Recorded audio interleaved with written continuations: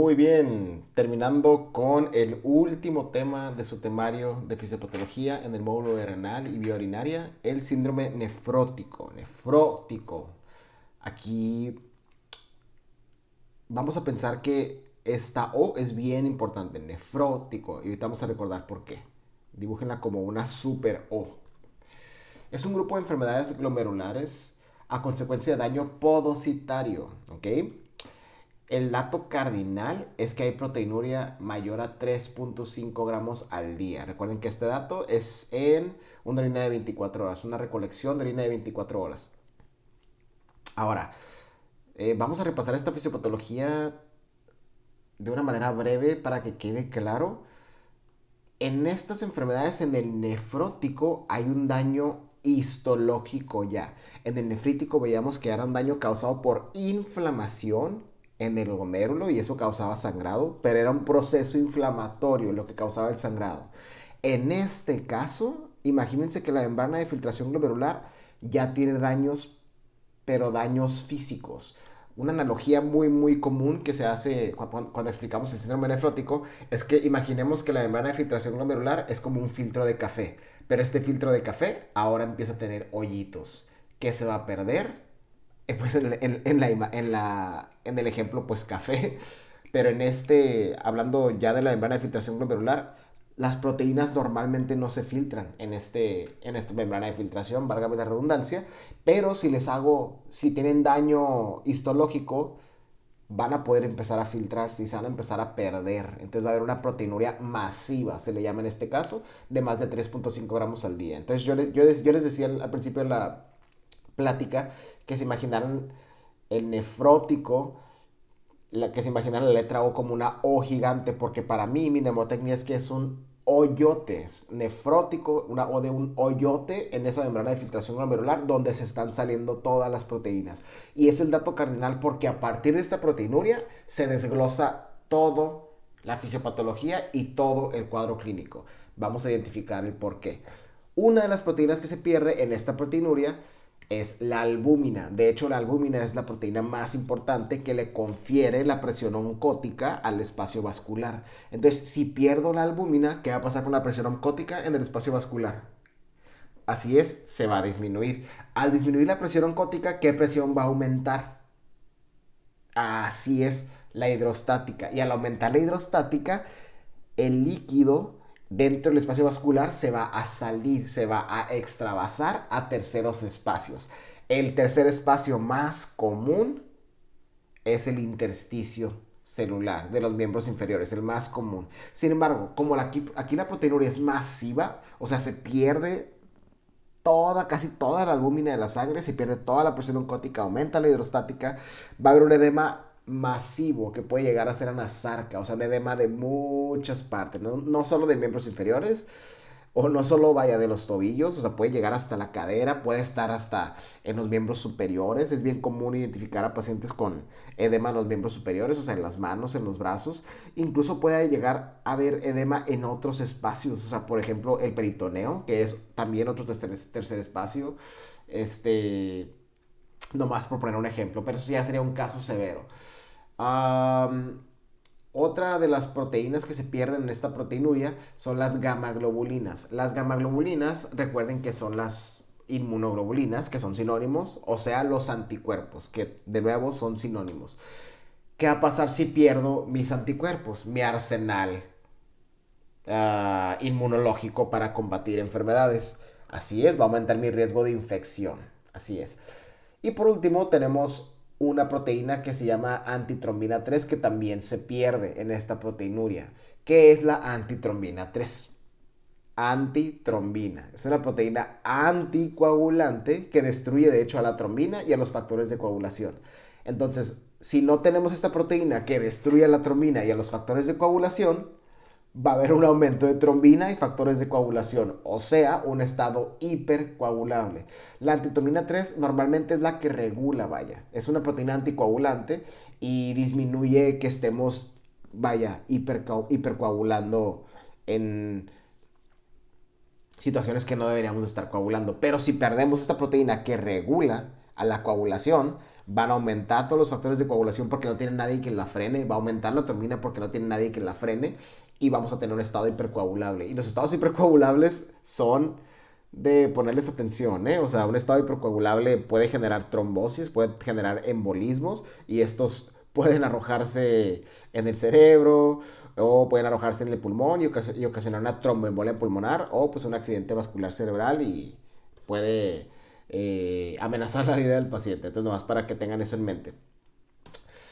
Algo interesante, un mecanismo de defensa del hígado es que por esta pérdida proteica, por esta pérdida de la presión oncótica, siente que la sangre está muy delgada, entonces le empieza a tirar grasa el hígado a la sangre como en fines de querer aumentar o engrosar la sangre, hacerla menos líquida para pues intentar mejorar esa presión oncótica, pero esto básicamente es un mecanismo reflejo, es un mecanismo de defensa, pero no tiene ningún efecto, no sirve de nada por decirlo así, pero es un mecanismo de defensa y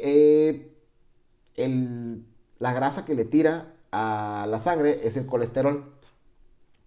El colesterol va a estar presente y aumentado en sangre, ocasionando la hipercolesterolemia y tarde que temprano, como ya lo hemos visto en todas nuestras clases, todo lo que está en la sangre se va a filtrar en el riñón.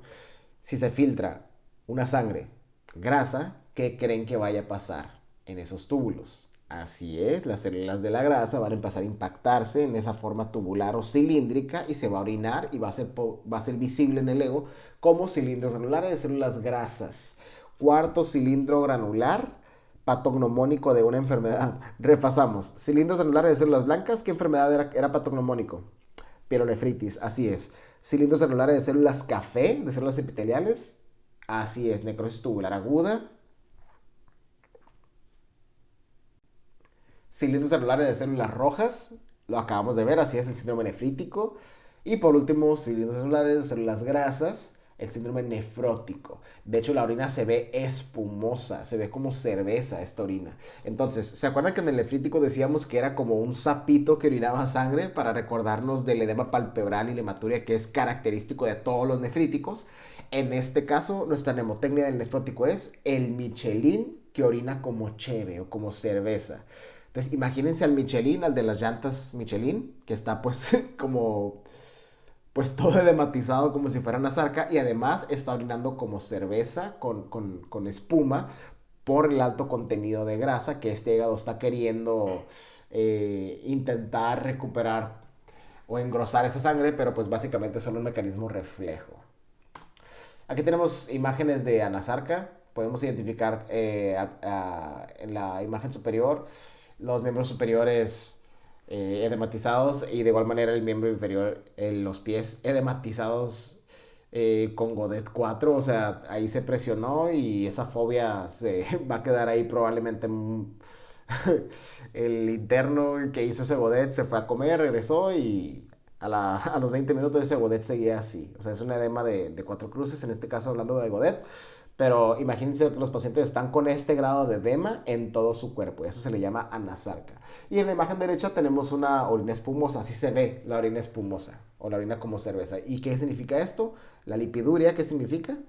Así es, una hipercolesterolemia refleja el hígado. Y si le hago un ego a esta orina, ¿qué voy a encontrar?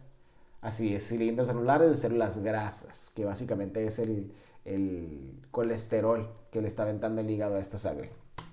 En cuanto a las generalidades, esta clase va a ser mucho más corta que el nefrítico porque normalmente los nefróticos son idiopáticos, o sea, no tienen una causa de origen per se o son secundarios a procesos sistémicos. Entonces nos vamos a ahorrar mucha explicación en cuanto a causa.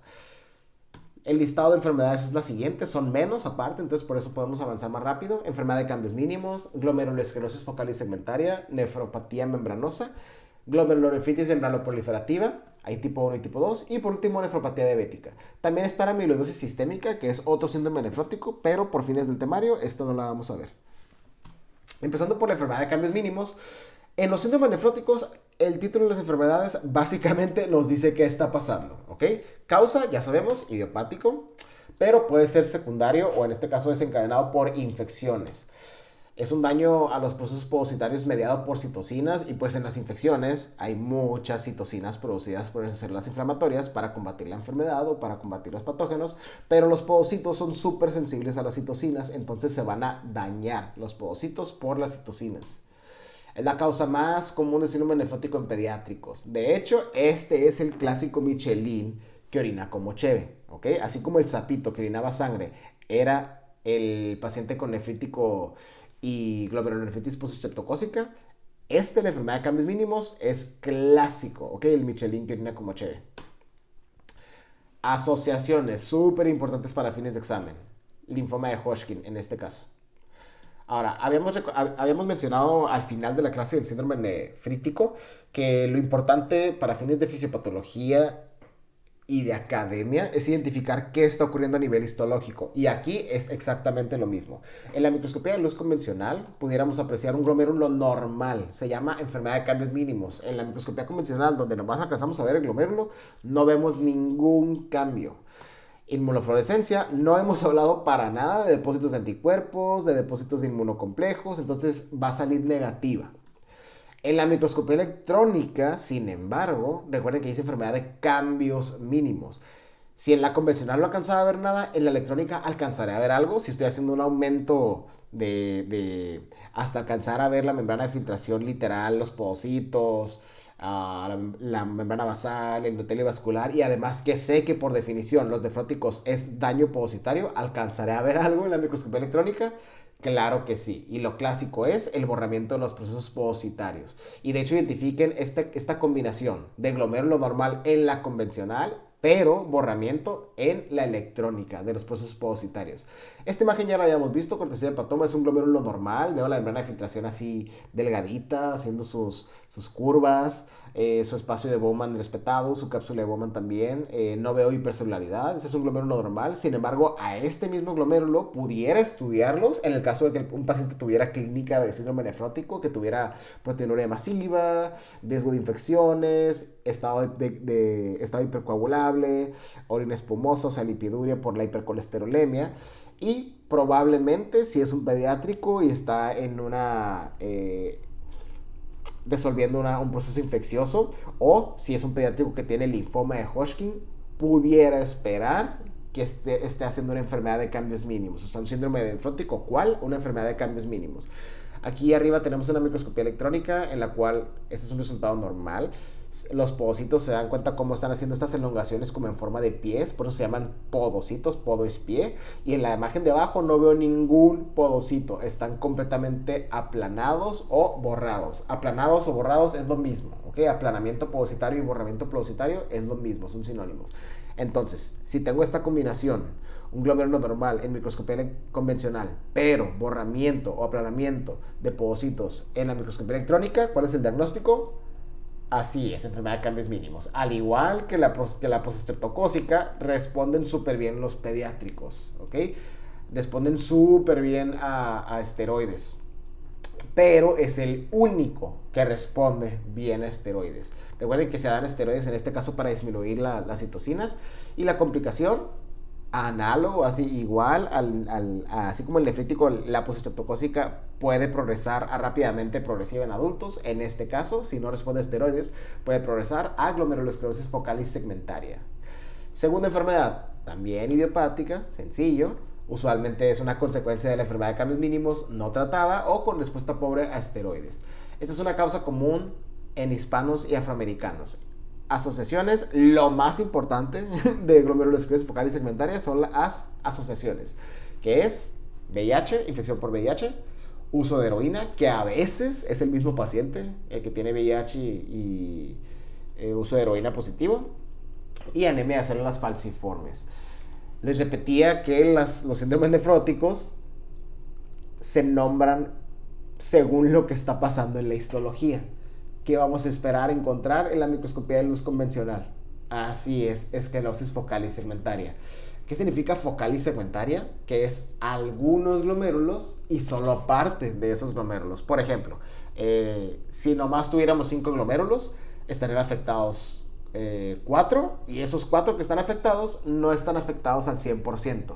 O sea, está afectado el primero al 20, el segundo al 30, el tercero al 40 y así, pero puede haber ciertos glomérulos normales. En la inmunofluorescencia no hemos hablado de patrones donde haya depósitos de anticuerpos, no hemos hablado de patrones donde haya depósitos de inmunocomplejos, entonces el resultado va a ser negativa, así es. Y en la electrónica, nuevamente, hay daño positario, hay borramiento y aplanamiento. En la siguiente imagen podemos identificar cómo en la parte derecha de este glomérulo hay esclerosis focalis segmentaria. De hecho, está bien padre porque en la imagen de la izquierda puedo identificar cómo el glomérulo está normal. Veo la membrana de filtración glomerular así delgadita, haciendo sus curvas. Y en la parte derecha veo literal un foco de esclerosis donde está intensamente teñido de esa hematoxilina y veo lo rosita. Ese es el foco de esclerosis. Y aquí es una imagen también muy padre porque podemos identificar que es focal y segmentaria. O sea, no todo el glomérulo está afectado, solo una parte. Y a eso nos referimos con focal y segmentaria. Algunos glomérulos y solo parte de esos glomérulos. En cuanto a la terapia, ya saben, a partir de aquí, todos estos nefróticos son un reto para tratar. Responden pobremente a los esteroides y pueden progresar a falla renal crónica. Por eso la gran importancia de identificarlos como médicos generales y también para canalizar a sus especialidades. Continuando, tercero, nefropatía membranosa, sencillo, causa idiopática. Aquí ya empezamos a hablar de inmunocomplejos nuevamente, así como en los nefríticos. Entonces ya la técnica de inmunofluorescencia va a empezar a ser útil. Saber qué pudiéramos esperar en el caso que hablando específicamente de teoría y academia. Es una causa común de síndrome nefrótico en adultos caucásicos. Las asociaciones, como es idiopático, repito, es lo más importante. ¿A qué está asociado? A hepatitis B, a tumores sólidos, a fármacos como AINES y al lupus eritematoso sistémico. Aguas.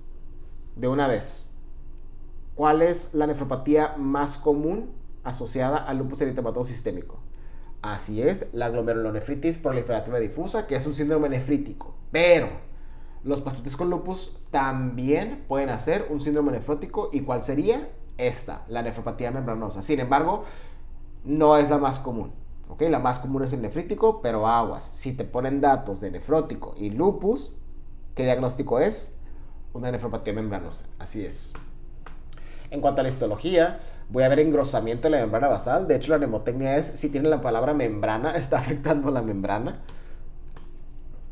Hablamos que sí hay depósitos de inmunocomplejos, entonces vamos a ver un patrón granular. Y en la microscopía electrónica, para ver a qué nivel están depositados a nivel subepitelial. Esto es bien importante para fines de examen, ¿ok? Identificar si tienen un patrón granular, que es la mayoría son granulares, nomás tenemos una lineal, ya habíamos hablado de esto en el nefrítico. Y en el caso de que tengan un patrón granular por depósitos de inmunocomplejos, identificar a qué nivel se están depositando. En este caso es a nivel subepitelial, o sea, debajo de los podocitos.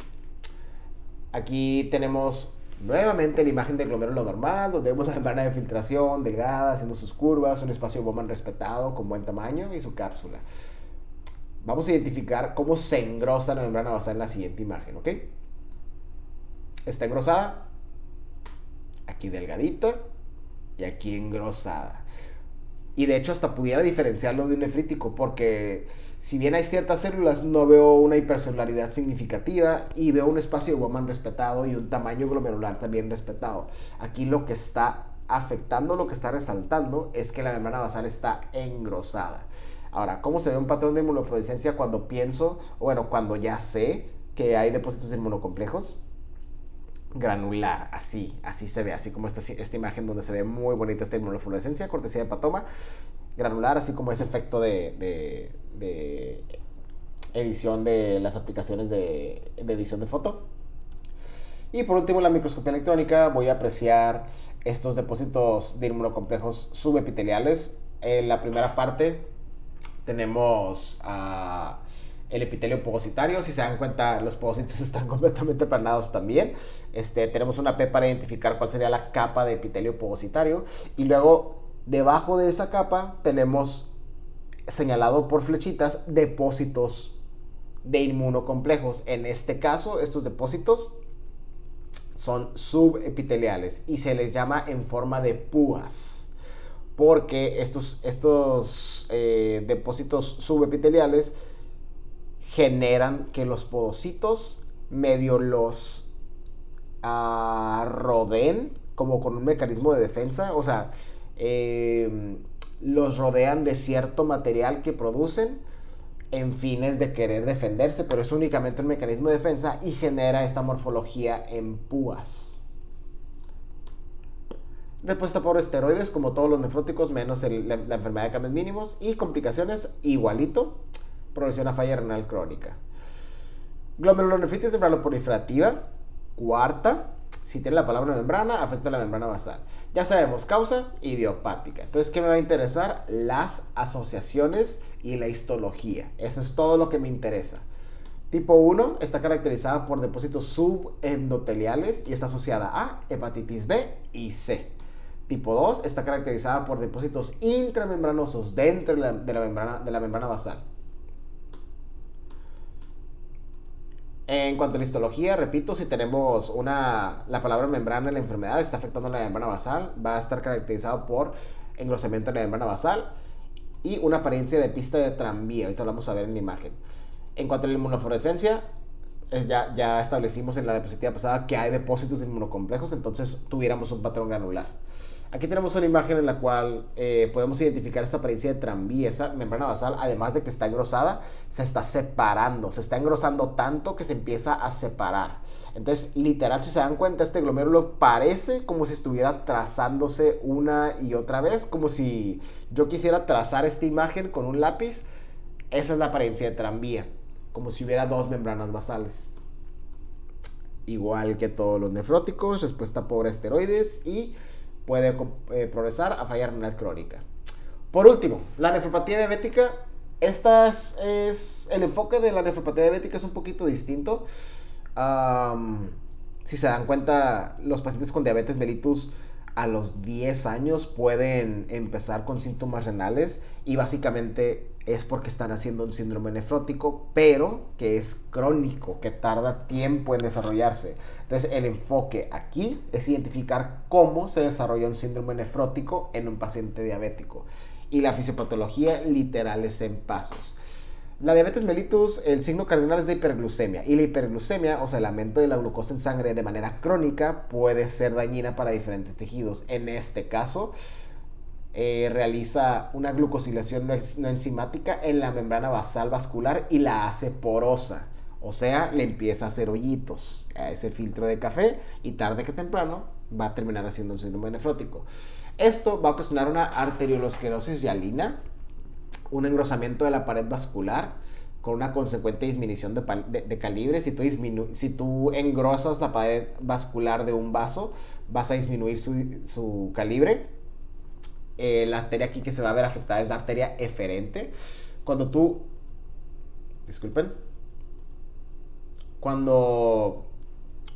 aumenta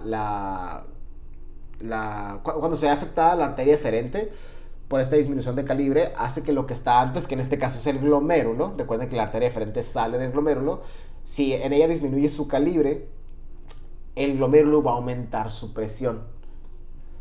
Es como cuando hablábamos del ejemplo de la manguera, ¿se acuerdan? Teníamos una manguera, si la apretamos en ese sitio donde está esa obstrucción, antes de esa obstrucción, va a haber una mayor presión.